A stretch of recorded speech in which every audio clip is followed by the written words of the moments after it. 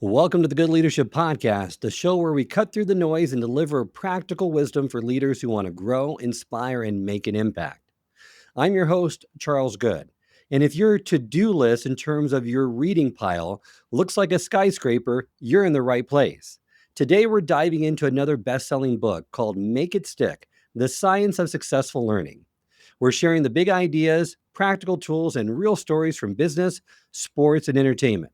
Because learning isn't just for the boardroom, it's everywhere. And the best leaders and high achievers know how to apply it across all fields. So if you've ever wondered why your brain can flawlessly recite every line of your favorite movie, but blanks on that quarterly report, you're in the right place. Let's get started. Welcome to the Good Leadership Podcast, where we explore the stories, strategies, and insights of thought leaders who inspire us to think differently and lead better. Through candid conversations and expert perspectives, we dive into the challenges, breakthroughs, and practical lessons that shape exceptional leadership.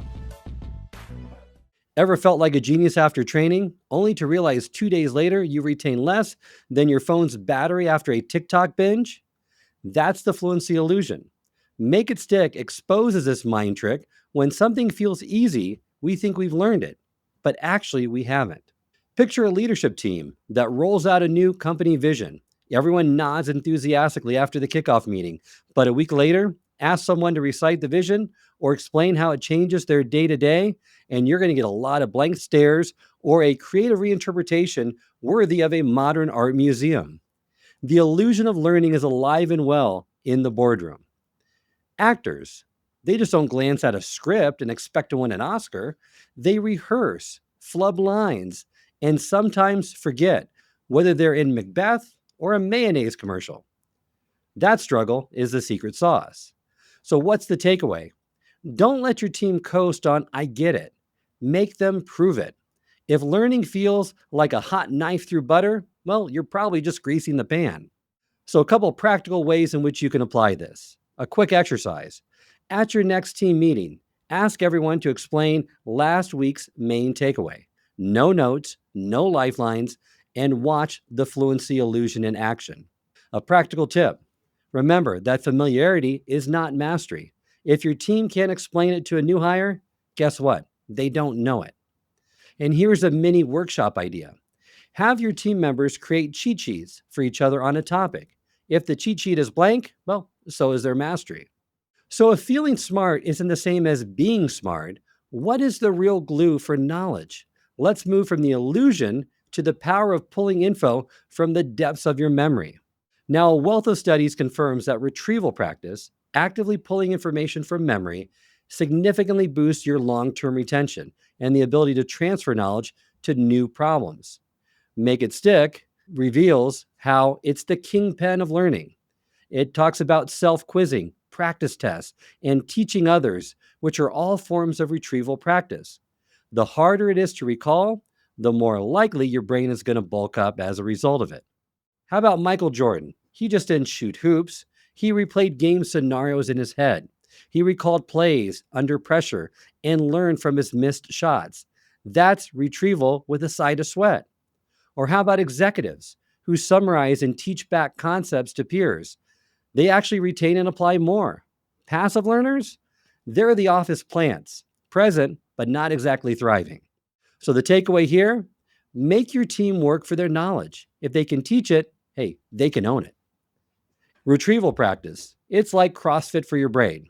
You'll groan, you'll sweat, but you'll be able to lift those heavier mental weights during that next meeting.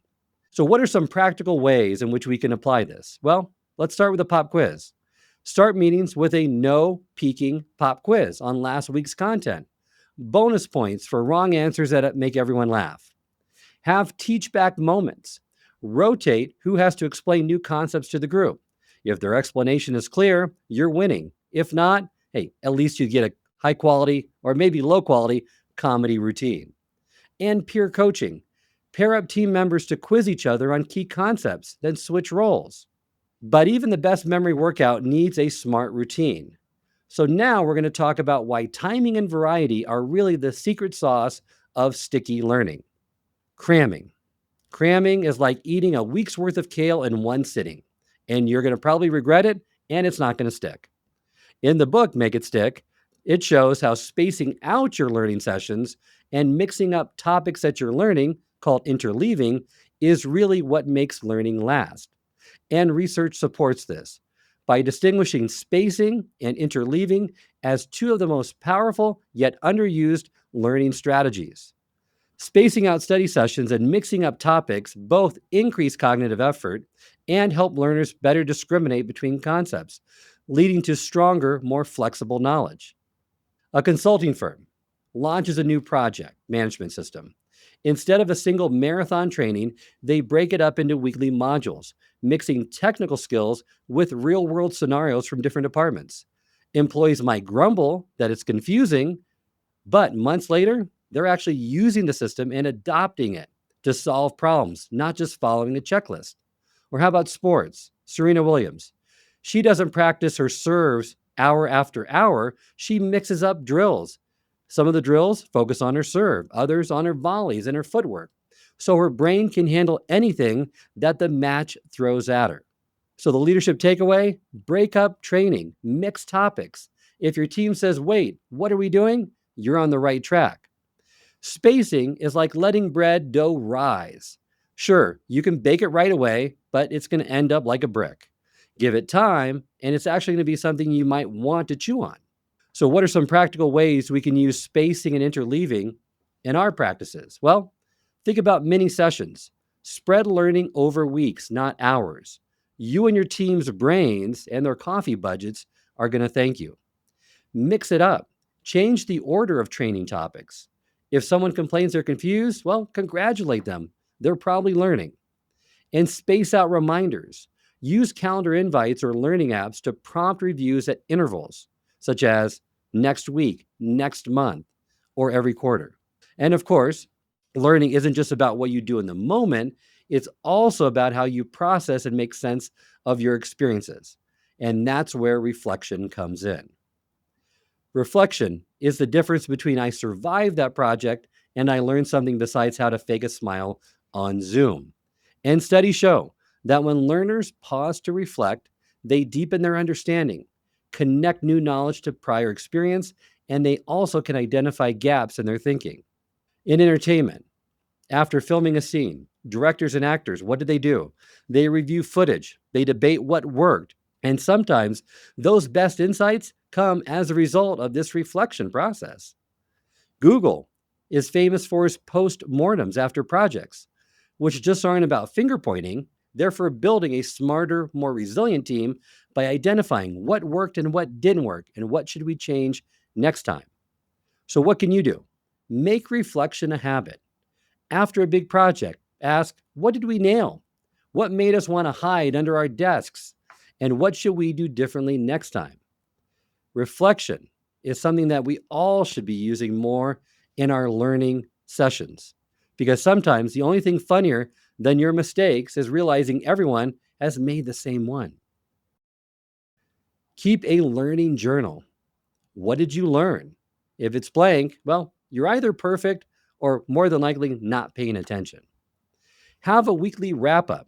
End your Fridays with 3 questions. What did I learn? What challenged me? And what will I try differently next week? You can even have a group debrief.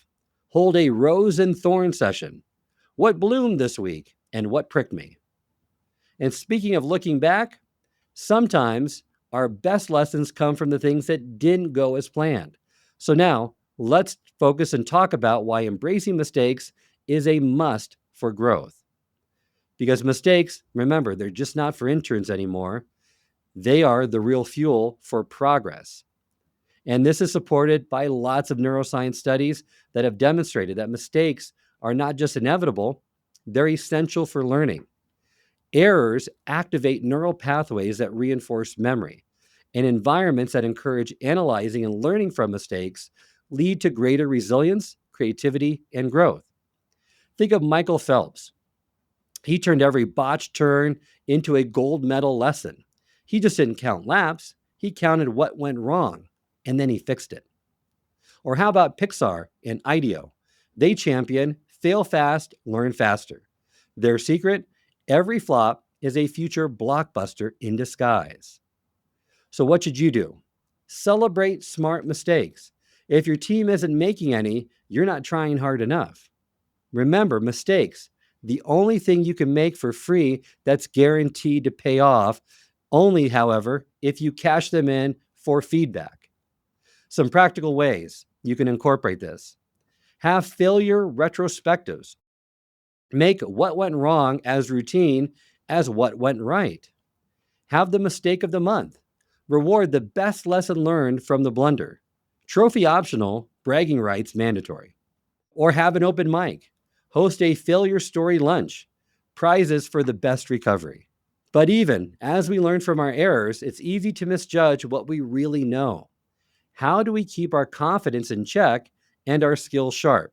That's where calibration comes in. Overconfidence is like showing up to a marathon in flip-flops. Accurate self-assessment, known as calibration, is critical for effective learning. Research on the Dunning-Kruger effect shows that poor calibration leads to overconfidence and blind spots, while interventions like self-testing and feedback improve learners' ability to judge what they truly know, boosting their overall performance. Pilots use checklists for every flight, no matter how many miles they've logged, because forgetting the landing gear is only funny in cartoons. How about in entertainment? Seasoned actors rehearse and get feedback because nobody wants to bomb opening night because they felt ready. What is the takeaway? Use checklists, use peer reviews, or get regular feedback to keep confidence honest. I'm pretty sure is not a strategy. And winging it is only cool if you're actually a bird. So what can you do right away to practice this, to incorporate this into your learning? Use practice drills. Run simulations before the real thing. If you fail in practice, you'll succeed when it counts, hopefully. Get peer feedback. Pair up for project reviews. If your teammate can spot your blind spots, you're both getting smarter. And have a checklist challenge. Have the team design their own checklist for reoccurring tasks, then swap and critique. With all these strategies in mind, you might be wondering now, how can I put them all together in real life? Well, let's break down a practical routine for making learning stick. So here's what you do. First, learn. Absorb the new information. Read, watch, listen. Then practice retrieving. Recall it from memory, no peeking. Space out your review for days, for weeks. Make sure you interleave, mix up topics and problem types during your learning sessions when you're reviewing that material. Elaborate after a learning session. Try to explain it in your own words. Connect it to real-world scenarios that you'll be needing to apply it to. Make sure you reflect. Ask what worked, what didn't, and why. Then you'll need to calibrate, test yourself, and seek feedback. And finally, repeat. Focus on weak spots and keep cycling through this process. Use this framework for onboarding, training, or your own growth.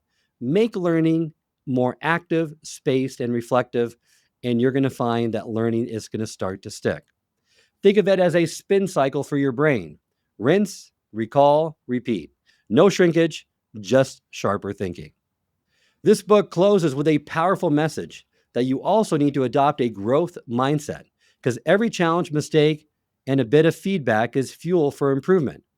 Satya Nadella, the CEO of Microsoft, made growth mindset the company's rallying cry, turning setbacks into springboards for innovation. Serena Williams isn't just a champion because she's talented. She believes in getting better, not just being good enough. So model a growth mindset. Curiosity and resilience beats raw smarts every time. And if you ever meet someone born knowing how to juggle flaming torches, well, please send them my way. They're overdue for a guest spot on my podcast. So some practical tips. Praise effort and strategy, not just results. When you hit a setback, ask yourself, what can I do differently? And make learning goals just as important as performance goals. Well, that's a wrap for this episode of the Good Leadership Podcast. Today, we've learned the science-backed secrets from the book, Make It Stick. And you've got practical tools now that you can use right away to boost your learning and lead your team to new heights. Remember, leadership isn't about knowing everything. It's about learning, adapting, and helping others to do the same. So take these strategies, put them into action, and watch your results and your team transformed. And if you enjoyed today's episode, Subscribe, leave us a review, and share this with a fellow leader who's ready to make learning stick. Until next time, keep leading, keep learning, and make it stick. I hope this episode has provided you with valuable insights. If it has, I ask you to share it with someone who would also benefit from it. If you've been enjoying and gaining knowledge from this podcast, then subscribe to our YouTube channel where you can find all the previous episodes of the podcast and additional learning resources. You can also subscribe to the podcast on Apple or Spotify and leave up to a 5-star review.